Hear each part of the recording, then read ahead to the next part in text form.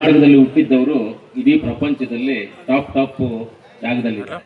ಕರ್ನಾಟಕದಲ್ಲಿ ಹುಟ್ಟಿದವರು ಟಾಪ್ ಇದರಲ್ಲಿ ಇದ್ದಾರೆ. ಇವತ್ತು ದೇಶದಲ್ಲಿ ಯಾರು ಕಂಡದೇ ಇರುವಂಥದ್ದನ್ನ ಕರ್ನಾಟಕ ಪ್ರಜೆಗಳು ಕಂಡಿದ್ದಾರೆ.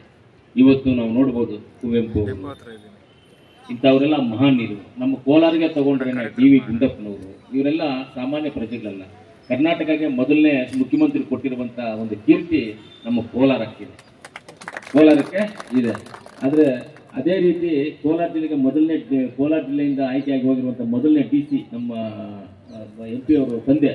ಈ ಥರ ಕೋಲಾರಕ್ಕೆ ಅನೇಕ ಕೊಡುಗೆಗಳು ಕೊಟ್ಟಿರುವಂಥ ಈ ಹಿಸ್ಟ್ರಿ ಇದೆ. ಅದಂದರೆ ಈ ಕನ್ನಡ ನಾಡಲ್ಲಿ ಹುಟ್ಟಿದವರಿಗೆ ಇದೆಲ್ಲ ಅದೃಷ್ಟಗಳು ಸಿಗೋದು ತುಂಬ ಮುಖ್ಯವಾಗಿದೆ. ಇವತ್ತು ಇಡೀ ಭಾರತ ದೇಶದಲ್ಲಿ ಲೆಕ್ಕ ಮಾಡಿಕೊಂಡ್ರೆ ಕರ್ನಾಟಕದಲ್ಲಿರ್ತಕ್ಕಂಥ ರಾಜಕೀಯನೇ ತುಂಬ ಚೆನ್ನಾಗಿರೋದ್ರಲ್ಲಿ.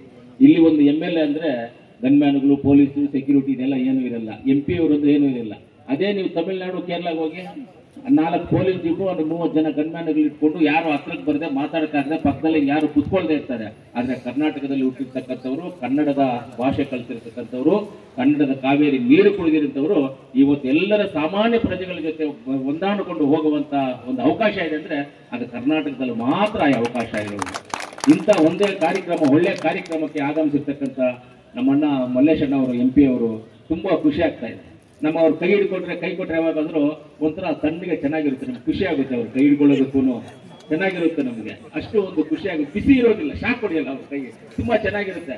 ನಮ್ಮ ಕೋಲಾರಲ್ಲಿ MP ಆದರೆ ಹಂಗಿರ್ಬೇಕು, ಅದು ನಮ್ಮ ಪದ್ಧತಿ.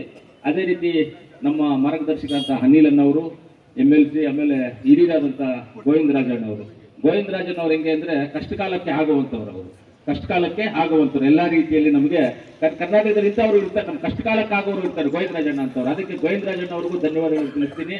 ಆಮೇಲೆ ನಮ್ಮ ಕನ್ನಡ ಸಾಹಿತ್ಯ ಪರಿಷತ್ತು ಅಧ್ಯಕ್ಷರು, ಕನ್ನಡದ ಬಗ್ಗೆ ಹೋರಾಟ, ಕನ್ನಡದ ಬಗ್ಗೆ ಗಮನ ಇರಲಿ, ಕನ್ನಡದ ಬಗ್ಗೆ ಕಲಿಯಿರಿ, ಕನ್ನಡವನ್ನು ಉಳಿಸಿ ಅಂತ ಯಾವತ್ತೂ ಹೋರಾಟವನ್ನು ಮಾಡ್ಕೊಂಡು ನಮ್ಮ ಗೋಪಾಲ್ ಗೌಡರು ಅವ್ರಿಗೂ ನಾನು ಧನ್ಯವಾದಗಳನ್ನು ತಿಳಿಸ್ತೀನಿ.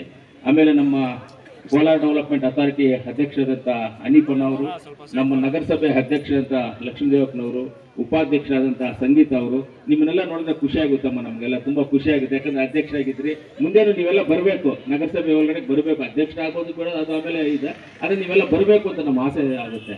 ಅದೇ ರೀತಿ ನನಗೆ ತುಂಬ ಆತ್ಮೀಯರು, ತುಂಬ ಹೊಂದಾಣಿಕೆಯಿಂದ ಇದ್ದಂಥವ್ರು. ಈ ಚುನಾವಣೆಯಿಂದ ಸ್ವಲ್ಪ ಇದಾಯ್ತು ಅಷ್ಟೇ. ನಮ್ಮ ಶ್ರೀನಾಥಣ್ಣ ಅವರು ಏನಣ್ಣ ಕರೆಕ್ಟ್ ಆಗಿಲ್ವಣ್ಣ? ಇವಾಗ ಹಂಗೆ ಇದೀವಿ. ಶ್ರೀನಾಥನ ನಾವು ಮೊದಲಿಂದನೂ ತುಂಬಾ ಆತ್ಮೀಯರು. ನಾನು ಯಾವಾಗಲೂ ಅಣ್ಣ ಅನ್ಕೊಂಡು ಕರೀತಾ ಇದ್ದೆ. ಇವತ್ತು ನನಗೆ ಅಣ್ಣನೇ ಅವರು, ಇವತ್ತು ಅಣ್ಣನೇ. ನನ್ನ ಇವತ್ತು 2.5 ವರ್ಷ ಆಯ್ತು. ಎಲ್ಲೇ ಆಗಲಿ, ಯಾವುದೇ ಒಂದು ವಿಚಾರದಲ್ಲಾಗಲಿ CM ಶ್ರೀನಾಥನ್ ಅವ್ರ ಹೆಸರು, ಅವ್ರ ಬಗ್ಗೆ ಏನು ನಾನು ಮಾತಾಡಿಲ್ಲ. ಅದ್ರ ಮಾತಾಡಿದ್ದೀನಿ ನಾನು ಏನು ಮಾತಾಡಿಲ್ಲ. ನಮ್ಮ ಅಣ್ಣ ಅಂತ ಹೇಳಿದ್ದೀನಿ, ವಿಶ್ವಾಸ ಇದೆ. ಇವತ್ತು ನೀವು ಬಂದಿರೋದು, ನನಗೆ ಎಲ್ಲರೂ ಬಂದಿರೋದಕ್ಕಿಂತ ನೀವು ಬಂದಿರೋದೇ ನನಗೆ ಖುಷಿಯಾಗಿರುತ್ತೆ ಕನ್ನಡ ರಾಜ್ಯೋತ್ಸವ. ಆಮೇಲೆ ನಮ್ಮ ಶಂಶೇರ್ ಅವರು, ನಮ್ಮ ಶಿವಣ್ಣವರು, ನಮ್ಮ ತೆಂಜಮಲ ರಮೇಶ್ ಅವರು, ನಮ್ಮ ಅಪ್ಸರಣ್ಣ ಅವರು, ಎಲ್ಲ ನಮ್ಮ ಮುರಳಿ ಅವರು, ಈ ಭಾಗದ ನಗರಸಭಾ ಸದಸ್ಯರಾದಂಥ ಅಂಬರೀಷ್ ಅವರಿದ್ದಾರೆ. ಅದೇ ರೀತಿ ನಮ್ಮ ರಾಮಣ್ಣವರು, ನನ್ನ ಆತ್ಮೀಯರು ರಾಮಣ್ಣವರು ಇದ್ದೀರಾ. ನಮ್ಮ ಮುಖ್ಯವಾಗಿ ಹೇಳ್ಬೇಕಂದ್ರೆ ನಮ್ಮ KSRTC DC ಹೆಂಗೆ ಅಂದರೆ ಇವರಿಗಿಂತ ತುಂಬ ಒಳ್ಳೆಯವರು ಈ ಡಿಪೋಗೆ DC ಆಗಿ ಬಂದಿದ್ದಾರೆ. ನಿಮಗಿಂತ ಒಳ್ಳೆಯವರು ಬಂದಿದ್ದಾರೆ ಸರ್. ಅದು ಸುಮ್ಮನೆ ಕೂತ್ಕೊಂಡು ಬಂದವ್ರು ನಮಸ್ಕಾರ ಹಾಕಿರ್ತಾರೆ, ಕೆಲಸ ಇಲ್ಲ. ತುಂಬ ಒಳ್ಳೆಯವರಾದರೂ ಪ್ರಯೋಜನ ಇಲ್ಲ. ಆದರೆ ನೀವು ಬಂದಮೇಲೆ ಒಳ್ಳೆ ರೂಟ್ಗಳು ಮಾಡಿದ್ದೀರಾ. ಯಾವುದೇ ನಿಮ್ಮ ಡಿಪೋನಲ್ಲಿರ್ತಕ್ಕಂಥ ಡ್ರೈವರ್ಸ್ ಆಗ್ಬೋದು, ಮೆಕ್ಯಾನಿಕ್ಸ್ ಆಗ್ಬೋದು, ಕಂಡಕ್ಟರ್ಸ್ ಆಗ್ಬೋದು, ಯಾರೇ ಆಗಲಿ ಕಂಪ್ಲೇಂಟ್ಸ್ ಏನು ಹೇಳೋದಿಲ್ಲ. ನಮಗೆ ಬೇಕಾಗಿರೋದು ಅದನ್ನೇ ಬೇಕಾಗಿರೋದು. ನಮ್ಮವರೆಗೂ ಕಂಪ್ಲೇಂಟ್ ಬರ್ತಾ ಇದ್ದರೆ ನಮಗೆ ಸಾಕು, ಸಂತೋಷ, ಖುಷಿ ಆಗುತ್ತೆ. ಕರ್ನಾಟಕನ ಅಷ್ಟೇ ಸರ್, ಕನ್ನಡದಲ್ಲಿರೋರಿಗೆಲ್ಲ ಸಮಾಧಾನವಾಗಿ ಹೋಗುವಂಥವ್ರು ನಾವು.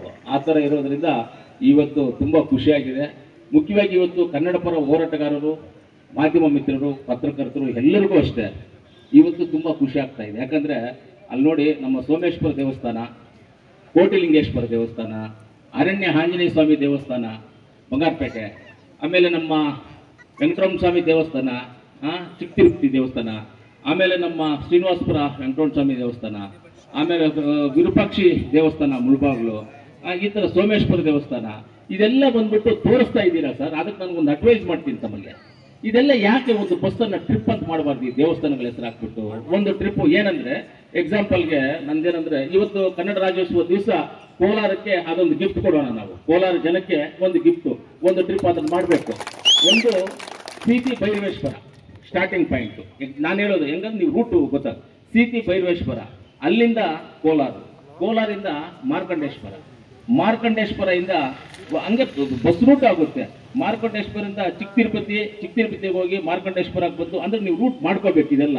ಚಿಕ್ಕ ತಿರುಪತಿ, ಮಾರ್ಕಂಡೇಶ್ವರ, ಕೋಟ್ಲಿಂಗೇಶ್ವರ, ಬಂಗಾರ ತಿರುಪತಿ, ಆವಣಿ, ವಿರೂಪಾಕ್ಷಿ, ಮುಳಬಾಗಿಲು ಆಂಜನೇಯ ಸ್ವಾಮಿ, ಆಮೇಲೆ ಕುರುಡುಮಲ ಗಣಪತಿ, ಗರುಡ ದೇವಸ್ಥಾನ, ಇದನ್ನೊಂದು ಅಲ್ಲಿಂದ ತಿರ್ಗಾ ವಾಪಸ್ಸು ಕೋಲಾರಮ್ಮನ ದೇವಸ್ಥಾನ ಸರ್ಕಲೇ ಇರಬೇಕು. ಇದಕ್ಕೆ ಏನು ಬಸ್ ಸ್ಟ್ಯಾಂಡ್ ತರ ಅದಕ್ಕೆ, ಆ ಬಸ್ಸಿಗೆ ಅಲ್ಲಿಂದ ಹತ್ತಿ ಬಟ್ ಫುಲ್ ಒಂದು ದಿವಸಕ್ಕೆ 1-2 ರೌಂಡು, ಒಂದು ಬಸ್ ಆ ಕಡೆಯಿಂದ ಬರಲಿ, ಒಂದು ಬಸ್ ಈ ಕಡೆಯಿಂದ ಹೋಗಿ 1-2 ರೌಂಡು ಕನ್ನಡ ರಾಜ್ಯೋತ್ಸವದ ಪರವಾಗಿ ನಮ್ಮ ಕೋಲಾರ ಜನಕ್ಕೆ ದೇವಸ್ಥಾನಗಳ ಓಡಾಡಕ್ಕೆ ಟ್ರಿಪ್ ಅಂತ ಒಂದು ಬಸ್ಸು ಬಿಡೋಣ ನಾವು ಅದಕ್ಕೆ ಕನ್ನಡ. ಹೌದು, ಆ ದೇವಸ್ಥಾನಗಳೆಲ್ಲ ನೋಡ್ಸ್ಕೊಂಡು ಬರಲಿ. ಆ ದೇವಸ್ಥಾನಗಳೆಲ್ಲ ನೋಡ್ಸ್ಕೊಂಡು ಪಬ್ಲಿಕ್ ಊರುಗಳಿಗೆ ಹೋಗೋರು ಹತ್ತಾರೆ ಆ ರೂಟ್ಗಳು. ಆಮೇಲೆ